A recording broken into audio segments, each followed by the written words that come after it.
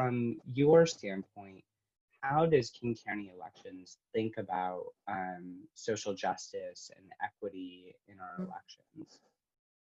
Yeah, I mean, I think one of the reasons I love my job and I'm so grateful to work for my boss is she really believes, and I don't think this is true necessarily of administrators across the country, that her job is to remove barriers from voting. So since she took office, that's really been what she's interested in. So that is what I get to do a lot of thinking about every day is how do we remove barriers to voting? So it's really a lens through which we make really all of our decisions. So when we first expanded drop boxes and have since, that was a key criteria. So we really looked at prioritizing historically disenfranchised communities, areas that also happen to typically be low turnout or low voter registration rates, to put ballot drop boxes in. We worked with our county's equity team to kind of identify those areas and prioritize them.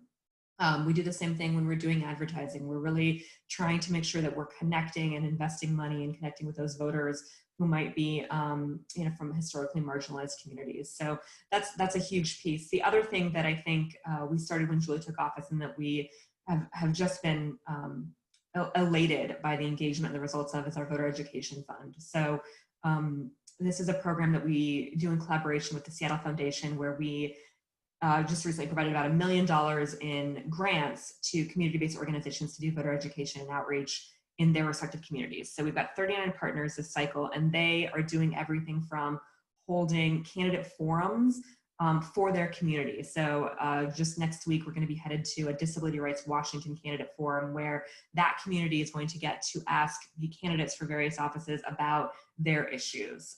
We've seen our partners, produce voters pamphlets that are specific to their community. We've seen, them do all sorts of different really creative get out the vote and voter outreach and education events. So I think it really goes into a lot of what we're thinking, since we really believe that our mission is to really help everyone have their voice heard.